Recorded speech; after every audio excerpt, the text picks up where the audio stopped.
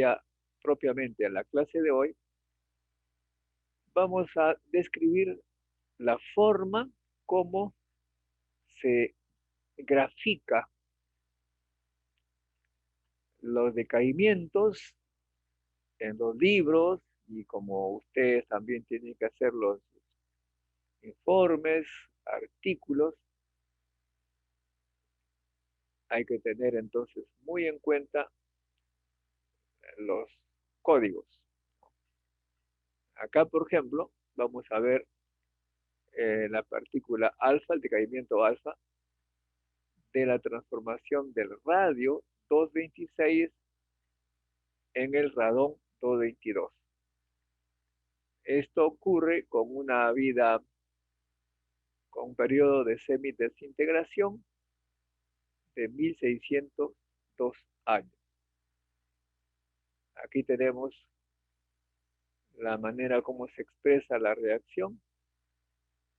Tenemos el padre, número atómico A, número másico A, número atómico Z, y se convierte en la hija con 4 unidades de masa menos y 2 unidades de carga menos, más el helio 4.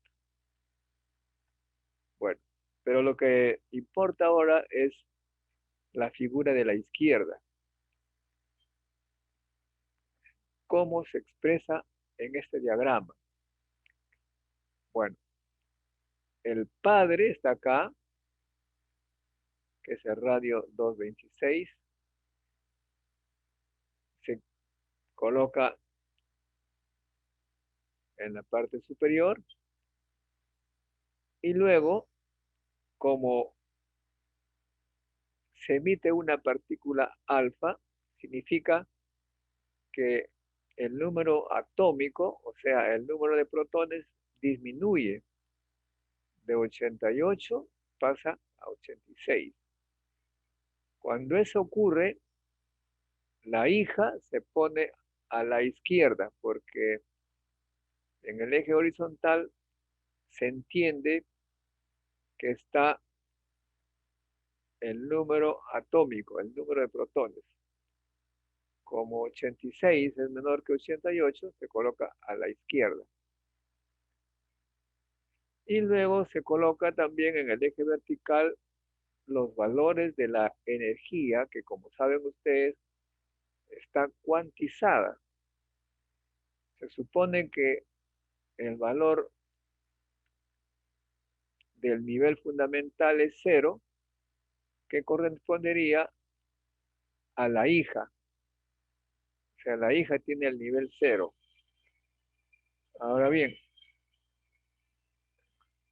entonces,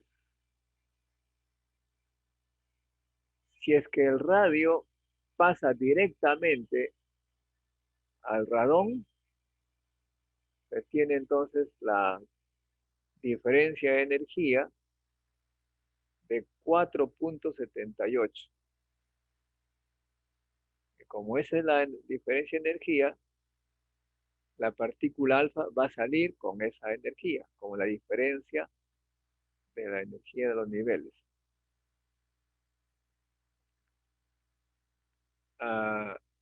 Pero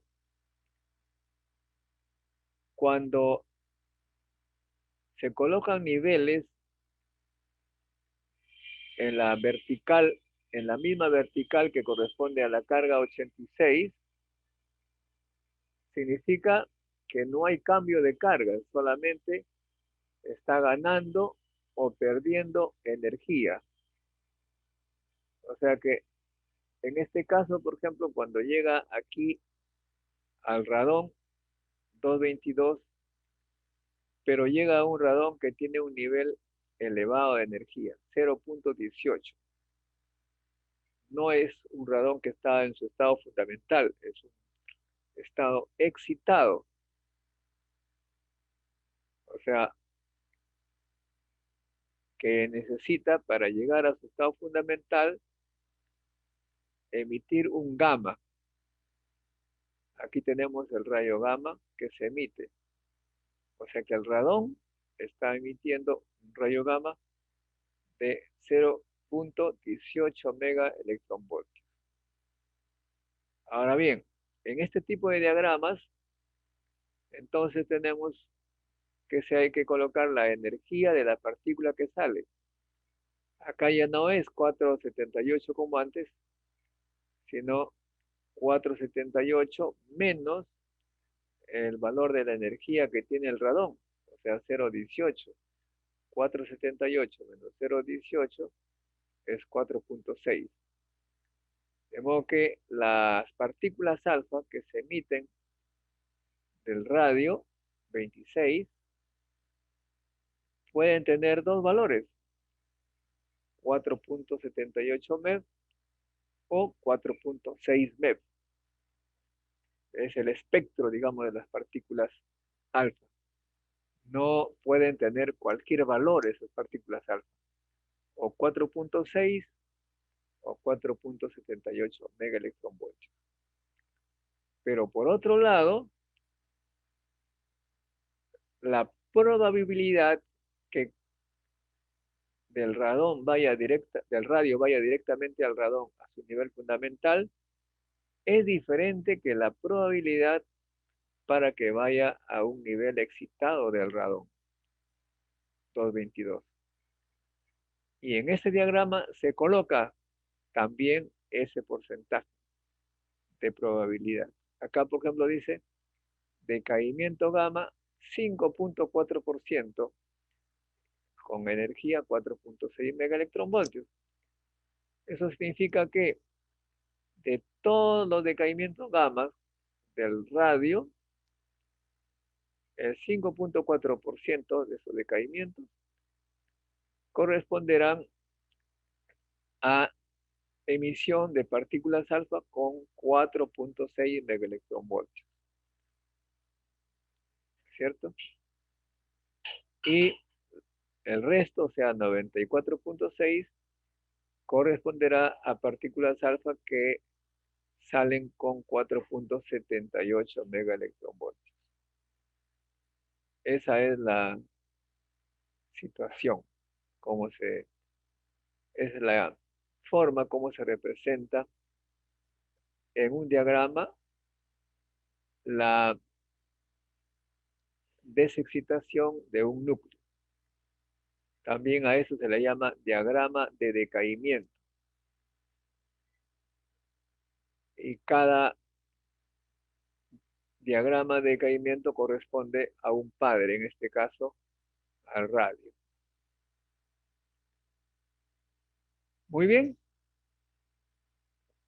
eso es lo que corresponde a la partícula alfa. Ahora viene el decaimiento de la electrónico positivo, o sea, el beta más.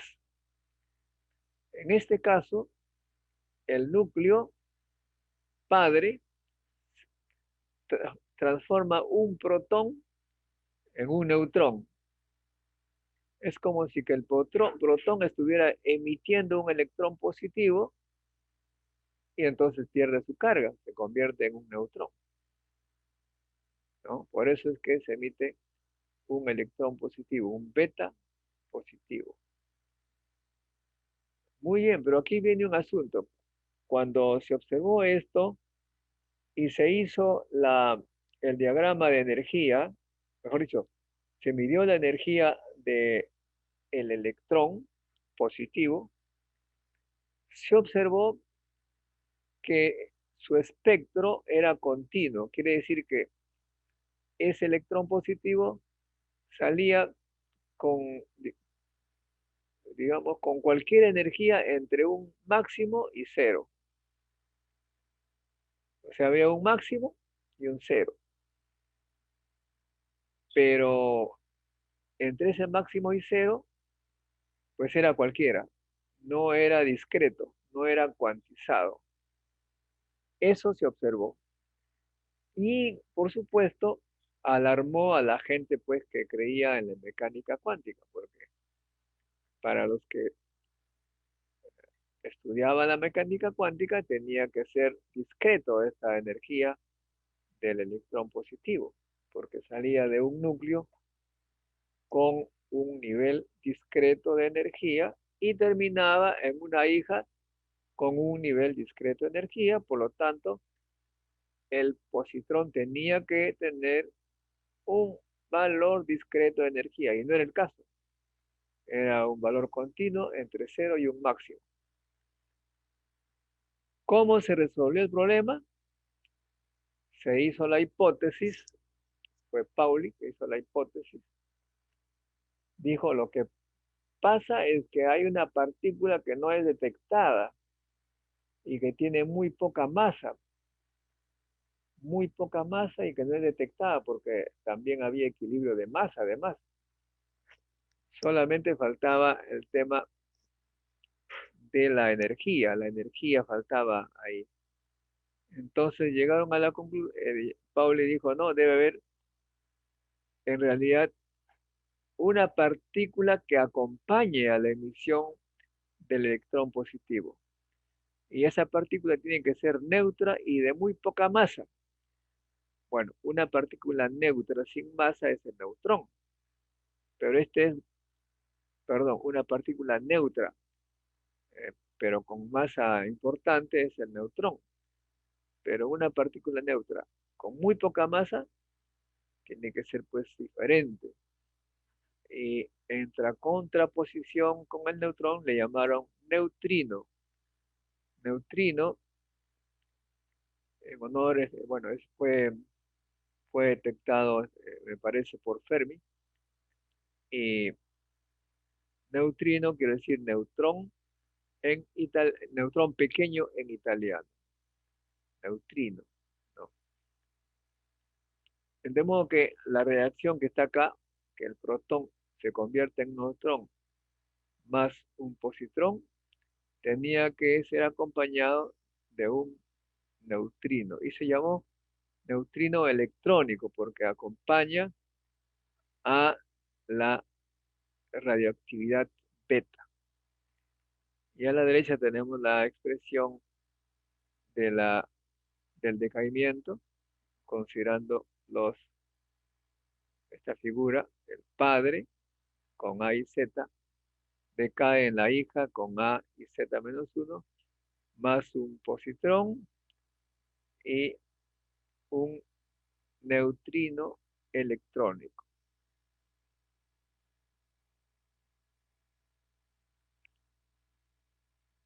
Y aquí tenemos el diagrama de decaimiento, el esquema de decaimiento, para el caso del nitrógeno 13. Acá tenemos el nitrógeno 13, que tiene 7 protones.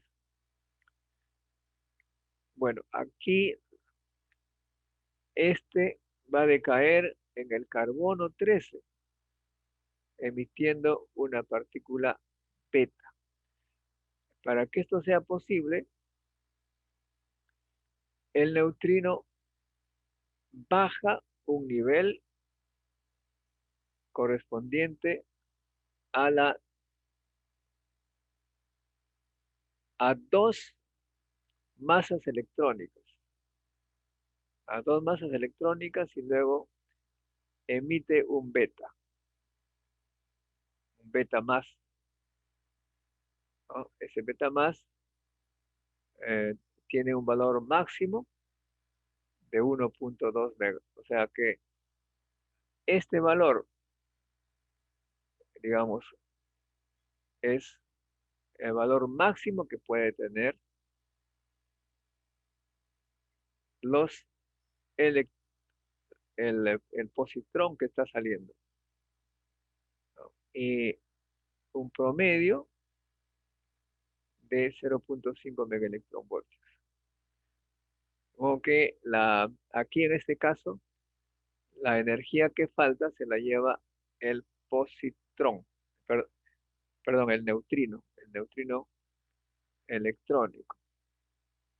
O sea que, repito, el beta más tiene un espectro de energía continuo, con mínimo 0, con máximo 1.2 megaelectronvoltios y un promedio de 0.5 megaelectronvoltios. Para el caso del decaimiento del nitrógeno 13 en carbono 13.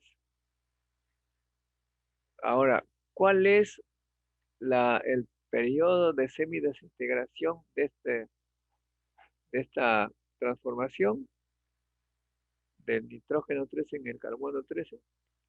10 minutos. 10 minutos. O sea que es rápido.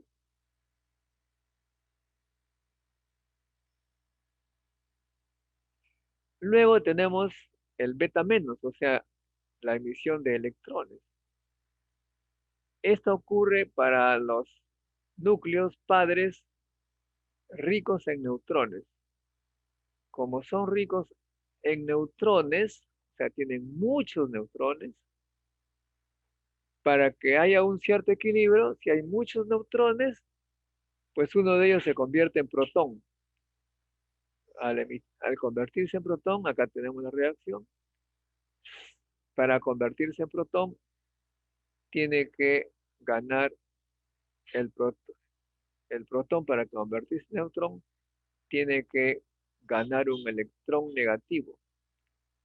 Al sumarse en el núcleo, se va a perder una carga positiva. Y es por eso, pues, que en este caso se fusiona y se convierte en neutrón. El positrón se convierte en neutrón. Y esto va acompañado de un antineutrino electrónico. A la derecha tenemos la expresión de la ecuación que sabemos también. El padre con número másico A y número atómico Z se convierte en una hija con número másico A y número atómico Z más 1, más el electrón negativo, más el antineutrino electrónico.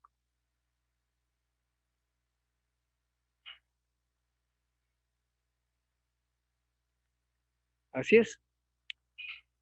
Luego tenemos entonces el diagrama de este decaimiento. Como ustedes notan acá, me olvidaba, ¿no? En el caso anterior, notan que igual que en el caso alfa, la hija termina a la izquierda porque está perdiendo número de protones.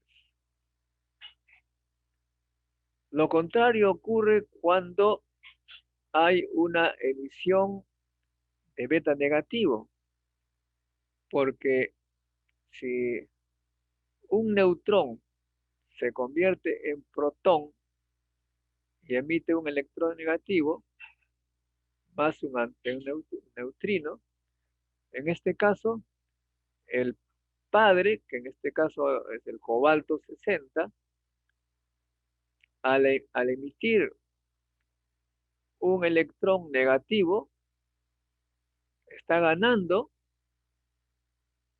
un protón, porque un neutrón se convierte en protón. Entonces, en lugar de tener 27 protones, va a tener al final 28. Ya no es cobalto, porque cuando hay 28 protones, el elemento es el níquel. Y en este caso, como ha ganado carga, ya la hija se pone a la derecha. Se pone a la derecha. Pero además, eh, el cobalto 60 no va directamente a, al nivel fundamental del níquel. Va al nivel primero 2.505 y también al nivel 1.332. ¿Con qué probabilidades? Al 2.505 va prácticamente con la totalidad del porcentaje, 99.9%. Y al 1.332 va con la probabilidad de 0.1%. O sea que podríamos decir que básicamente el cobalto 60 decae principalmente, casi siempre, al nivel 2.505 del níquel 60. Pero el níquel 60 no se queda allí, en ese nivel 2.505, sino que decae por gamas. El primer rayo gamma tiene 1.173 megaelectronvoltios. Y luego decae al básico, al nivel fundamental, con 1.332 megaelectronvoltios. O sea que una fuente de cobalto 60 va en el fondo a emitir rayos beta negativos y alfas, gamas, pero estas gamas es a través de sus hijas. No es que sea el cobalto que esté emitiendo los gamas, sino las hijas, el níquel 60. Y,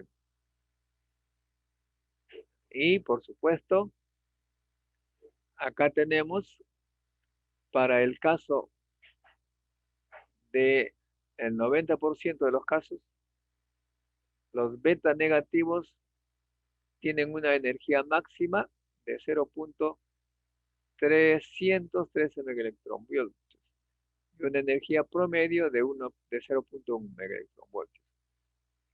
Y otro grupo tiene una energía máxima de 1.486 megaelectronvoltios con un promedio de 0.63 megaelectronvoltios. ¿Ven? De modo que la medición experimental de estos temas obviamente ya ofrece su pequeña complicación. Estas fuentes de cobalto se usaban, hasta ahora en algunos lugares se usa para radioterapia. Todavía hay algunas fuentes de cobalto 60, ¿no? Entonces se usan los electrones o los rayos gamma. Bueno, acá a la derecha están entonces las expresiones de las reacciones cuando un neutrón se convierte en un protón, emitiendo un electrón y un antineutrino. No se olviden que en este caso no es un neutrino, sino es un antineutrino electrónico. Y aquí está la expresión general del padre con número másico A, número atómico Z, que se convierte en la hija con número másico A y con número atómico Z más 1, más el electrón y más el antineutrino. Y aquí está el caso concreto del cobalto 60 que se convierte en níquel 60 más un electrón y más un, un antineutrino electrónico. ¿Preguntas hasta ahí?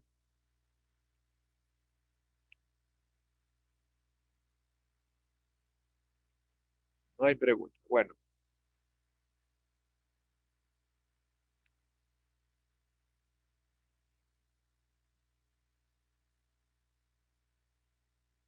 ahora viene entonces el tema de la captura electrónica. ¿Qué cosa es una captura electrónica? Lo dijimos hace una clase o a dos.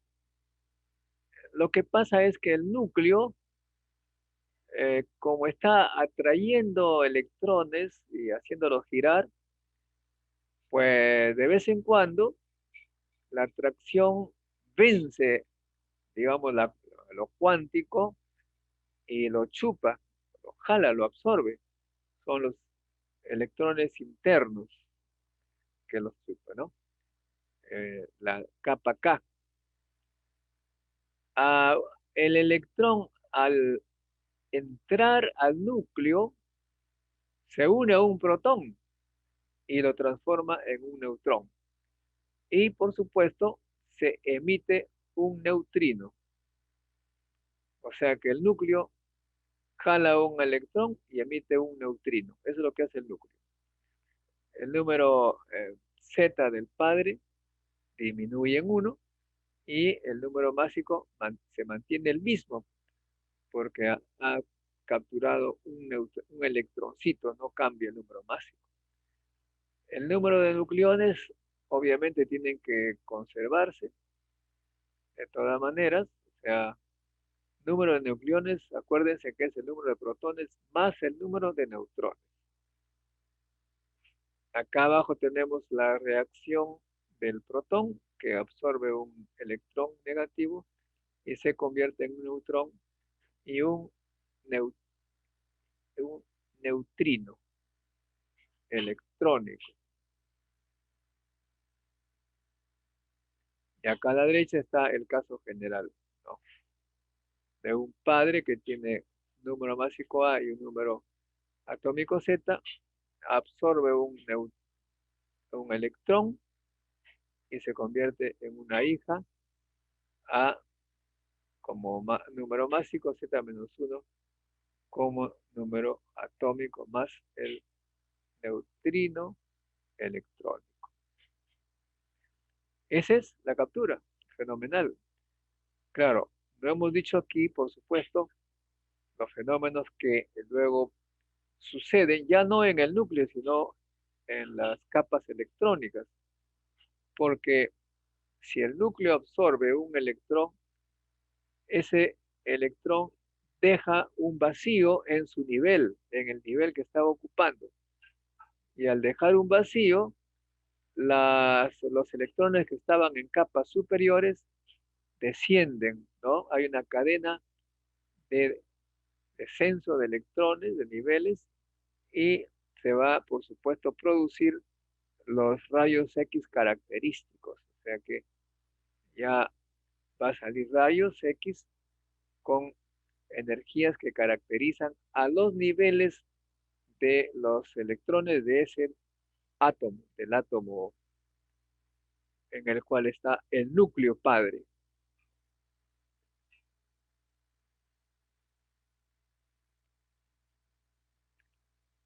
Acá tenemos un ejemplo de captura electrónica que es cuando el berilio 7 se convierte en litio 7.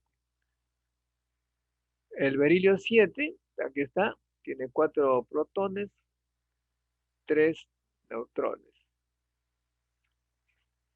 Entonces, al capturar un electrón, nuevamente lo hace en 2 niveles posibles de litio. Puede llevarlo al nivel de litio con energía 0.48 o su nivel fundamental. Al nivel 0.48 megaelectronvoltios lo hace con 10% de probabilidades y el 90% van directamente al fundamental. Y la energía máxima de los electrones va a ser entonces la diferencia, ¿no? 0.48, 0.86 menos 0.48, que es igual a 0.38. Y en el otro caso también, como este es el nivel fundamental, va a ser el total como energía cinética máxima de los electrones, 0.86 megaelectronvoltios. Y luego viene el clásico decaimiento gamma. El decaimiento gamma, pues, es la emisión de un fotón, una onda electromagnética. Un fotón tiene que ver con ondas electromagnéticas. En esto no se pierde número másico ni número atómico, simplemente el núcleo cambia de nivel. Todo el resto se mantiene. Solamente cambia el nivel energético del núcleo. El decaimiento alfa y beta decae mayormente de forma espontánea, ¿no? Es un decaimiento espontáneo. Ahora, hay veces la hija se desexcita con un retraso, o sea que no es inmediato que la hija inmediatamente no se retrasa, o sea que eh, la hija se produce con un determinado nivel de energía, pero para desexcitarse a su nivel fundamental transcurre cierto tiempo. Es como si que existiera un estado metaestable, se le llama, que hace que el núcleo se mantenga por un tiempo en el nivel excitado que se produce cuando hay el decaimiento inicial en que el padre se convierte en una hija, metestable o casi estable, podríamos decir. También se llama una transición isomérica. Cuando ustedes vean metastable o isomérica, tiene algo que ver con lo mismo. Bueno, el decaimiento gamma, pues hay muchos ejemplos. Ya dijimos que en el caso del radón, ¿no? Primero hay un decaimiento alfa, pero entre ellos hay un decaimiento gamma, entre el radón hay un decaimiento gamma. También dijimos que el cobalto 60 decae en níquel 60, pero este níquel tiene varios niveles, cae a dos de ellos y luego estos bajan a su nivel fundamental emitiendo rayos gamma. Ahora bien, la conversión interna. ¿Qué cosa es la conversión interna? Esto ocurre cuando un electrón es emitido con la energía cinética igual a la energía de excitación menos la energía de ligadura. O sea que aquí en este caso hay la emisión de electrones. ¿Cómo es que se ha producido esto? Bueno, ha habido un paso intermediario que puede ser gamma que expulsa un electrón. Acá tenemos la figura que estábamos hablando, ¿no? De la conversión electrónica. Miren, ¿qué se ve en esta figura? Aquí en esta figura se ve que del núcleo sale un gamma, digamos. Sale un gamma y ese gamma expulsa a un electrón. Acá este electrón se va y queda acá. La que está, el círculo blanco significa vacío. Y sale un electrón de conversión. Se va. Y este vacío es ocupado por un electrón que está en una capa inferior. O sea, lo que inicia todo este problema es un rayo, un gamma que sale del núcleo y expulsa un electrón. Lo importante es que ustedes comprendan todos los fenómenos que ocurren en una, en el núcleo, en los átomos, no importa el nombre que usted le coloque, en Moller o lo que fuera, lo importante es que del núcleo pueden salir varios tipos de radiación. Ya dijimos alfa, beta y gamma, ¿no? Ahora bien, al salir esa radiación del núcleo, obviamente en su camino puede encontrarse con electrones, pues si sale es como si que nosotros estuviéramos expulsando de la Tierra cohetes y de repente pues se van a encontrar con satélites que están girando, ¿no? O sea que no solamente van a salir cohetes, sino que salir disparado un satélite que hemos puesto allí. Igual en el átomo y el núcleo, del núcleo pueden salir partículas, pero al salir pueden chocar con lo que está rodeando al núcleo. ¿Qué cosa rodea al núcleo? Electrones. Y si los electrones son expulsados de su órbita, esta órbita se va a quedar vacía. Y si va a quedar vacía, van a bajar electrones a ese nivel, electrones que están en capas superiores. Y cuando eso ocurre, se va a emitir energía. Y si es que se zamaquea, por así decirlo, a los electrones de las capas, puede ser como producto de eso, zamaqueo de electrones, haya un electrón que está afuera, se siente perturbado y se va, por decirlo en términos coloquiales. La física, en el fondo, amigos, nuclear es muy sencilla, muy fácil, muy lógica.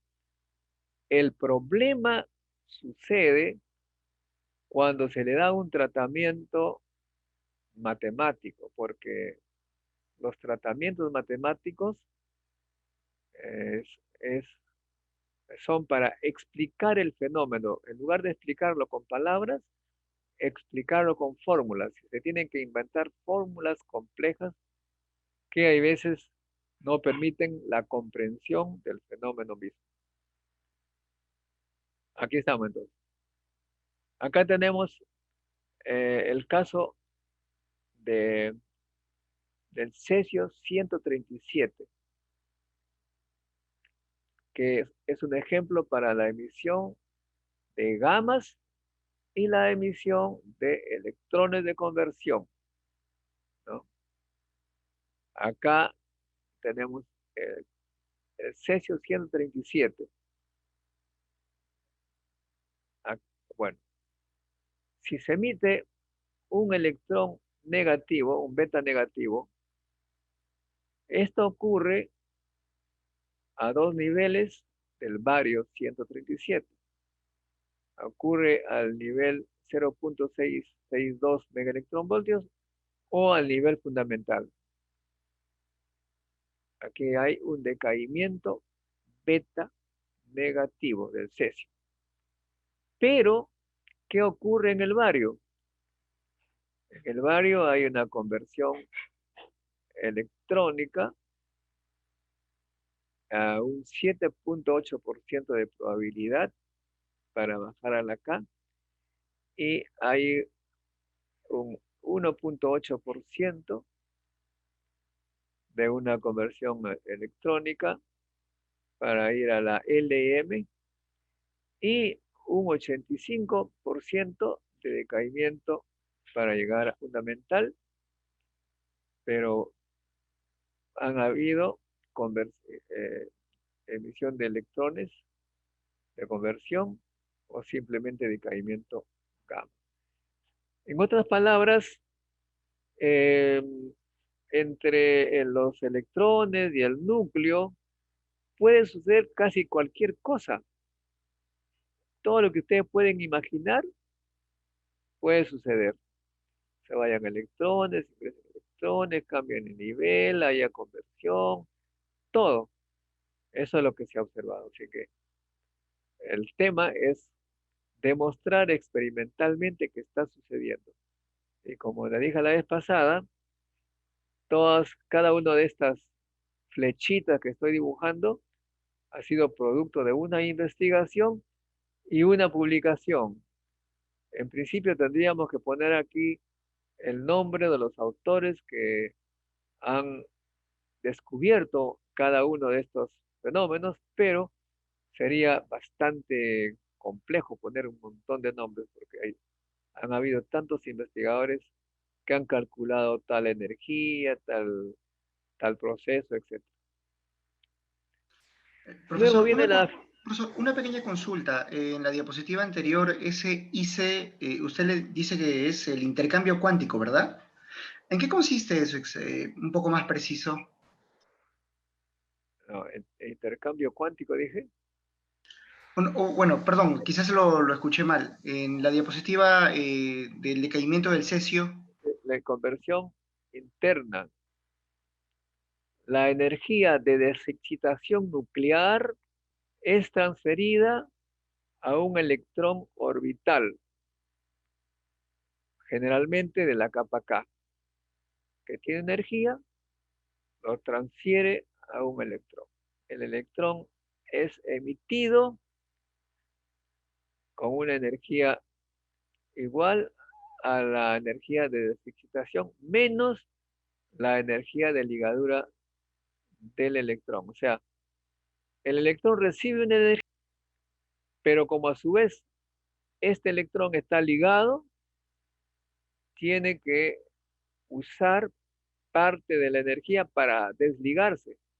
Y por lo tanto, la energía cinética con la que sale es igual a la energía que se chocó con él, menos la energía de ligadura en la que estaba este electrón. ¿De acuerdo? Perfecto, profesor. Y entonces luego dice, como resulta un lugar vacante, esté llenado por los electrones que están en el exterior, emitiéndose fotones característicos, que son los rayos X característicos, o electrones Oyer, que es el que hemos estado explicando. Muy bien. Ahora viene, para terminar la clase, la fisión espontánea. Ah, ya más o menos los hemos explicado, ¿no? Hay núcleos como el uranio 238 que de forma espontánea, se parten en dos fragmentos. Ese es el caso del uranio 238. Y ustedes han visto cuál es su vida, su periodo de semidesintegración de esa forma de desexcitarse. Además de salir dos fragmentos, cada fragmento emite eh, neutrones, puede ser uno, dos, tres, cuatro, ¿no? Esto ocurre así. Y en algunos ha ocurrido en África hace no sé cuántos millones de años que esa fisión espontánea del uranio 238 ocurrió en un lugar donde había mucha agua y al haber agua los neutrones se moderaron y fisionaron ya no el uranio 238 sino el uranio 235 que estaba allí presente, generándose una reacción en cadena natural, o sea que ha habido un reactor natural en África.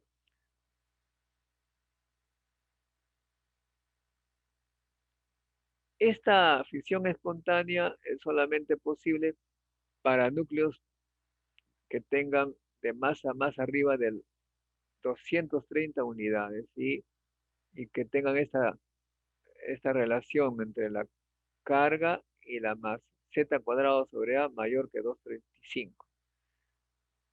Y en estos núcleos muy grandes, la fisión espontánea compite con la emisión de partículas alfa.